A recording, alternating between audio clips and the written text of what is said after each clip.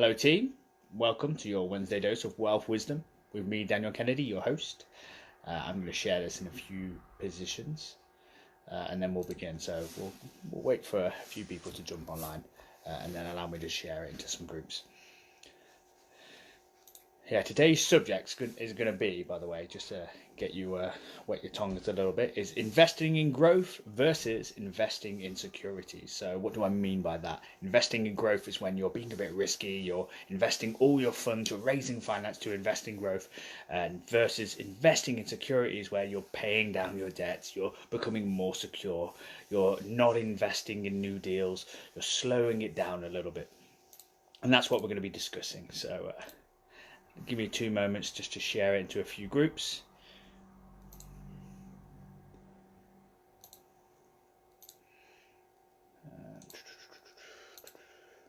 Excuse me. We'll try and get a few people on so we can get some questions.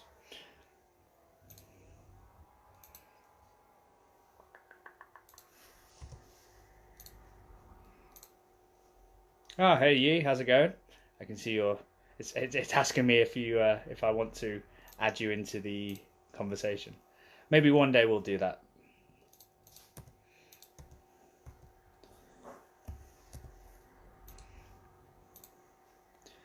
All right, thanks for joining us. Give us a few minutes while I share it to a few places.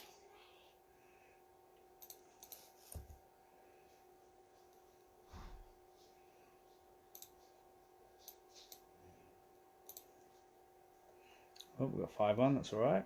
Looking good. This will be the last one now.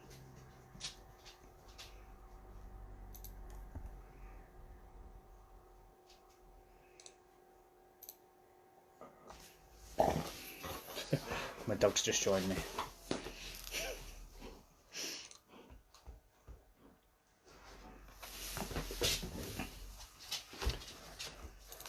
Right, so welcome to your Wednesday dose of wealth wisdom with me, Daniel Kennedy, your host. Today's subject on episode 47, so we've been here a long time now, is investing in growth versus investing in security. So when I started, you have no option if you're coming from a place of no money, no resources or assets. You have to invest in growth because you have to grow if you've got nothing. But once you've sort of made a sum or made enough money that you're comfortable with, you might want to choose to then invest in security. And that's where you have a lower risk, you choose and to pay down your debt so you're more secure for maybe the impending refinance or recession. So when I started, I first went into buy-to-lets. When I say invest in growth, I don't mean be reckless, but just take risks. So from somebody who hasn't done anything in property, investing in buy-to-lets or sourcing, as I started. Sorry, I'm going to get rid of my dog.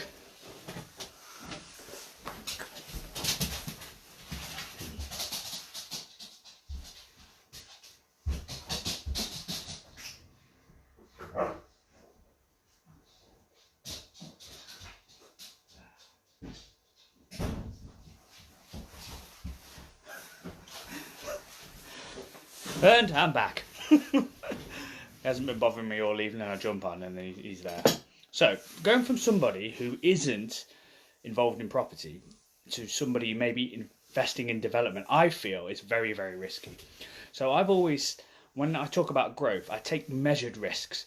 So starting out as sourcing, as you learn the trade, learn the skills of the property world, learn to negotiate, is very, very, very valid and a good thing to do. But you're still investing in growth if you're sourcing because you're investing in your skills. You're trying to grow that way, build your network. And then I stepped into buy-to-let. So I took a few more risks and then I started taking on debt, refurbing these properties, refinancing them, and then building a portfolio of buy-to-lets. And then I went into HMOs, which is a more sort of intense development. So I'm constantly investing in growth because I had nothing. Right, most of us, we start with very little when we get involved in property. So we're forced to invest in growth, but that's fine. But there will come a tipping point where potentially we think, right, we've got enough. We're quite heavily leveraged. Like now we've got a couple of £1 million worth of debt, which is a lot, where in a previous lifetime, or those of you watching may think is a lot. But when you're involved in property, you will reach that point very, very quickly. And we are deciding after this next run of deals is to, instead of investing in growth, because when we got to the HMO stage, we invested a lot in the build team. We've got a build team now that we have to keep fed. We have to keep them working. We've got employees now. So it's not just us. It's not just the investors. There's a lot of people that are involved in our business. And it's a very different dynamic because you're not just making a decision that affects you. If you make a bad decision, it affects a whole range of people. And it can be a little bit daunting. And we have discussions on whether we want to take bigger risks or smaller risk or safer gains. And now we're opting to go through the stage from growth. So we're not going to invest in growth anymore. We're going to invest in security by moving over to developing to build to sell. So we can pay off our investors sooner. Like even the money we make from build to sell is going to go to paying off investors so we can get the residual income. We've always wanted to be like sustained from the property income. And some people will constantly invest in growth. They'll just keep investing in growth and growth and growth, and they'll take bigger and bigger risks. So instead of doing more HMOs or more deals to pay down debts, they will continue expanding their portfolio, and they run the risk of going pop. And that's why you've got to time it right, because if they're with their pants down on the arse end of the economy when we get the recession, and they've got all these outstanding deals with bridging, that it may all come tumbling down. So you've got to be very aware of that. And most people are just trying to hedge their bets on when the economy is going. And it will go, just like it does. We're in a capitalist expansion, contraction economy. It's happened for hundreds of years and will continue to happen. And everyone who I spoke to, because I really dove down to it, and I always ask them, how did you survive 2007? The people who are in front of us, who have been in the property game for a few economic cycles. And everyone who went pop, and there's a few people who've been very open about who went pop, said they kept refinancing, investing in growth, and didn't invest in security. So there's two distinct strategies. And when's the tipping point? Only you as the investor can decide. So for us, we decided, right, this is £100,000 each if we pay everyone off and we get these deals done, which is an insane amount. And the goal is to get to 1 million eventually, but for the purpose, rather than investing in growth, we're going to invest in security until we get that income ourselves. So that's been the tipping point for us. And now all our actions after these next two deals are going to involve flipping, build to sell, maybe sourcing, developing and flip it, like all sorts, a whole cash generating activities, all funneled to the property businesses so we can get the investors off the back, we can pay them back, and then we can start taking that income. And then once we've built that secure base, we might flip it over to investing in growth again and start it all again, but from a much sort of solid, firmer foundation, because we'll have that income. And some people may never, ever switch to investing in security. They may always continue to grow. And those are the people who sort of like have a much higher tolerance of risk than myself. And I've met a few of them, and they're going to be immensely bigger, have immensely bigger portfolios, be more wealthy than I will ever hope to be, because they have more loftier goals. And whether that's a good thing or a bad thing, they're also over leveraged and they're also exposed to more risk. But with great risk comes reward. So you have to decide as a sort of calculated investor when you're going to make the switch. And maybe you stick at sourcing. It's a very sort of like risk-free strategy, sourcing, because but you're always exchanging your time for money, so you're always going to have to stay in the game. But if you just source, I think that's one of the most de-risked strategies out there personally, because you're not putting your name to anything with the bank. You've got no sort of liability. It's only the money that you invest in marketing and reinvest. So it's a great way to be completely safe. But sourcing's hard. Let's not bounce around the bullet. There's only a few people that can do it well at scale to get really, really wealthy. For me, I worked like my bloody fingers to the bone for sourcing, and I only made about £40,000, which isn't that much in the grand scheme of property. It's not bad. I'm not turning my nose up at that. I'd welcome 40 grand now, but for the amount of effort that I put in sourcing good deals and then selling them on, I must have made at least somebody £500,000 richer with all the equity that I got them at that reduced price. Buy to let, I know people that are like doing really, really well from buy to let. I consider that quite a de-risk strategy because you're investing in assets and you're only going to have debt to the point of an asset. Like it's very difficult to be over leveraged on a buy to let if you have a really big portfolio, and there's always a demand. Like the population is going up, we're not building enough houses, especially in our city. There's an absolute huge demand for houses and flats, and that city, of course, Birmingham.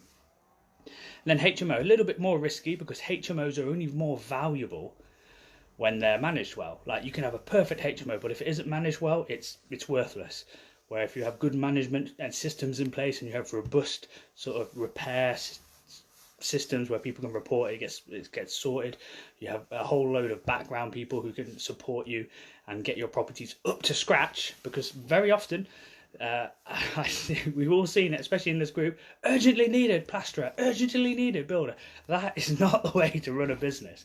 You should have a list of people you can call upon, and if tradesman A is not available, then you call tradesman B. If tradesman B isn't available, you call tradesman C. And that's how you need to run a HMO business, especially with lots of tenants, with really sort of high turnover. And I would expect a buy-to-let business, a large one at scale, to do that if it is all congregated in one area. And that's another plus of why I also try and keep it really, really close. Anything outside the area, I sell.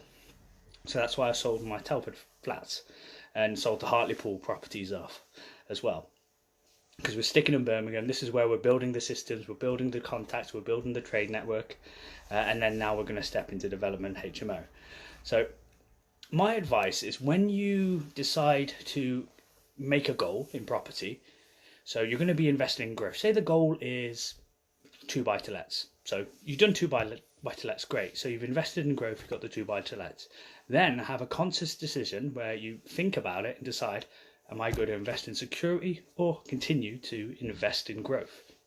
Like, actually sit down, discuss it, because you might have money in the deals. Perhaps you wait a little bit to pull your money out. You do some money generating activities, maybe source a little bit, or you raise finance and continue to invest in growth. Then when you reach the next goal, be that maybe 100 buy-to-lets or 20 HMO units or whatever the goal may be, then sit down, have a conscious decision, and decide whether you're going to invest in security or invest in growth. So that's recently what we did. I had a HMO paid off. We calculated it. It's been 3.4 years, which is brilliant. Not too long. And I called my business partner up thinking, yes, brilliant. The bank is going to give me an advance and I've paid it off. I'm thinking of doing another one. And then we sat down, and our other HMOs have quite a lot of investor finance outstanding. So we had a bit of a discussion, and we said, I tell you what, let's not raise more money, because we're in the very fortunate position where we can raise as much as we want.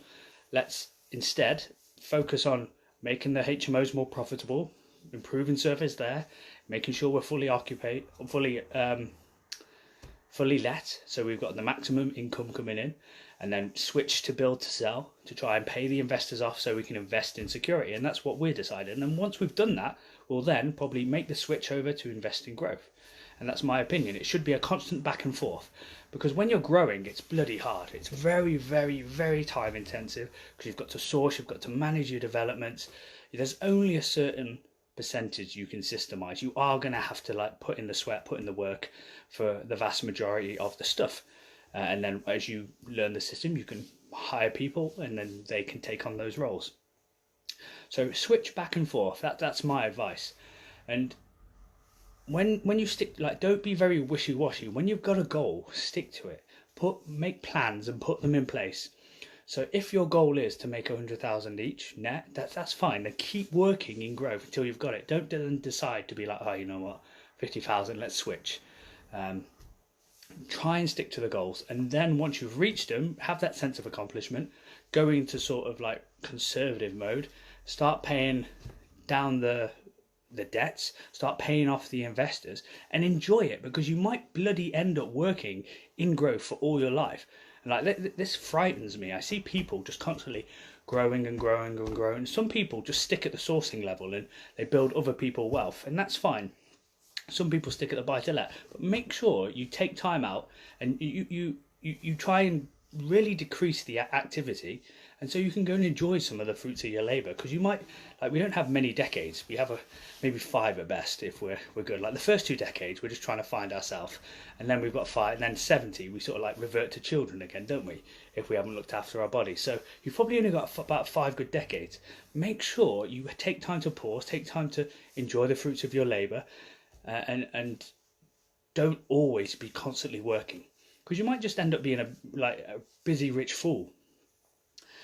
And for me personally, I think if you're putting all this work in, and I see people working so hard, especially like for me, I'm over the curve, so to speak. I don't work nowhere near as hard as the people behind me in terms of their journey, because we've got a team, we've got HMOs now, we've made all the contacts. Like the first sort of like 0 to 100k is the hardest, like without a doubt. So when you do reach that goal, make sure you take time to enjoy it. Got a few comments. Well said, great strategy. Glad you agree, man. I'm glad you agree. Well, you are a prime example, called it. You are working so goddamn hard now doing all these HMOs at the same time. So hats off to you. Make sure you enjoy it after you get them all sorted before Article 4. I've got another question. Your buy to sell strategy. Will you be looking to buy, demolish, rebuild on existing plots? Or will you look to source empty sites on an option to secure planning for new developments? So I will do anything that makes money. So a deal that I'm looking at currently, Ben, is I've managed to get the landowner to agree to a 0 purchase price. So the land's probably worth about 120k as it is now, but a 0 purchase price, and he's going to put the land into an SPV under my name so I can get development finance on it. I will build out